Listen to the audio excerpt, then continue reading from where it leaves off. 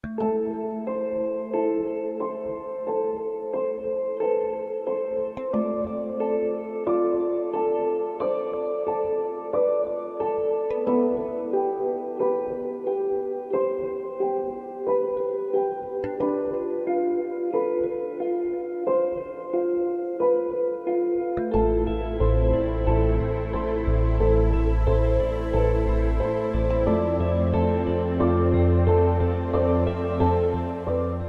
think this building signifies, especially after October 17th, a lot of the resistance and resilience that we can find in Lebanon, because this building has lived through the civil war, and now the magnitude of the explosion was even bigger than the whole civil war. This building symbolized a sort of optimism and economic prosperity. It came to exist in the midst of war and conflict. It became sort of a feared entity.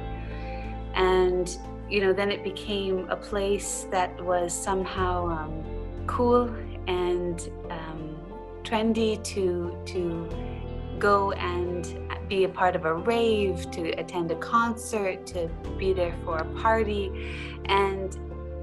And then it became off limits. And I think also when you make something off limits, that only further makes it more captivating to people. And then it became accessed by various activists and protesters. And it again transformed in terms of its meanings. It symbolizes the people. It has lived with the people in the heart of Beirut for decades. And it embodies these various phases of time.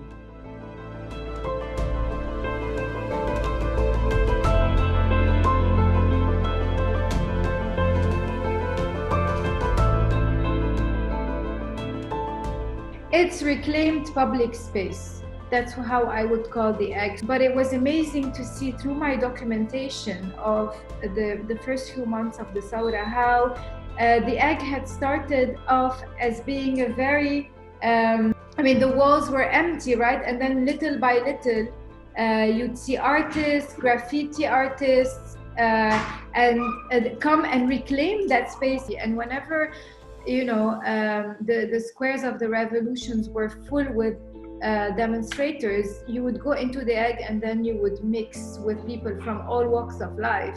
I find this as an interesting way of appropriating space that happens in any city, and we shouldn't forget that the egg there's no light in the egg.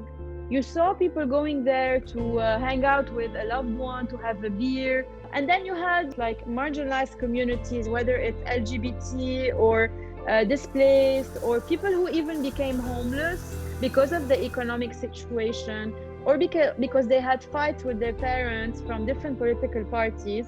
And the more like structured the experience of the egg is when this like egg occupation took place with different political groups or activist groups organizing debates to actually discuss the future of the politics of Lebanon or the revolution. It was used in a very organized manner to have public discussions.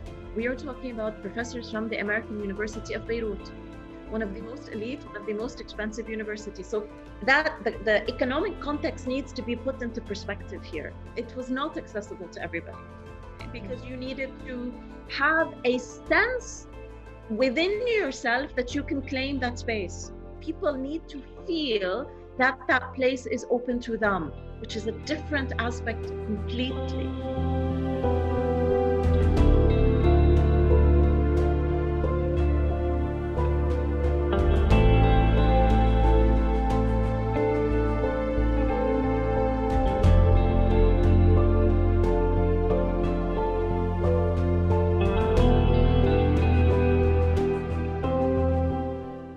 Gentrification happens in all cities.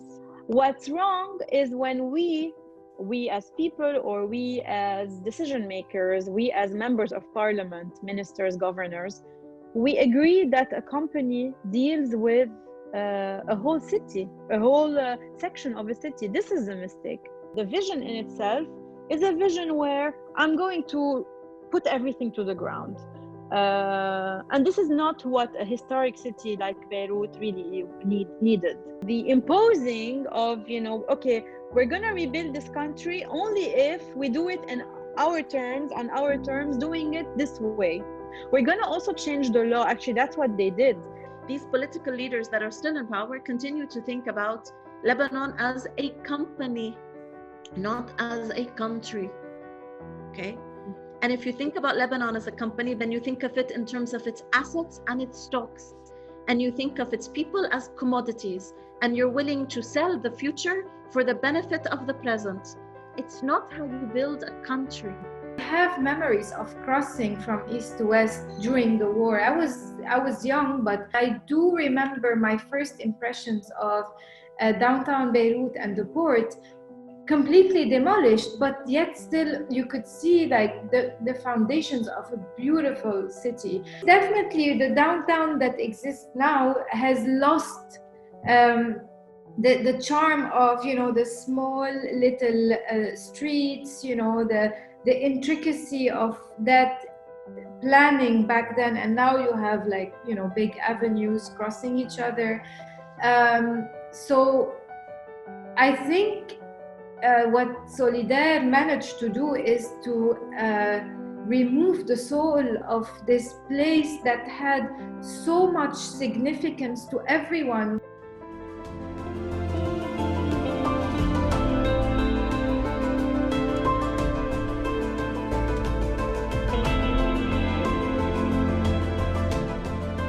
This place symbolizes way too much to different generations of Lebanese people. So whether it's my parents' generation all the way to my students' generation who were born way after the war, if we've all lived the demonstration days through the egg somehow. I think in downtown Beirut, if not in Beirut, is the strongest when it comes to bringing together generations, social classes, and religions. I think that people need something to hold on to, something that they have shared. I hope that the egg and the other structures in the city can somehow find a way to live on and have new and better meanings into the future.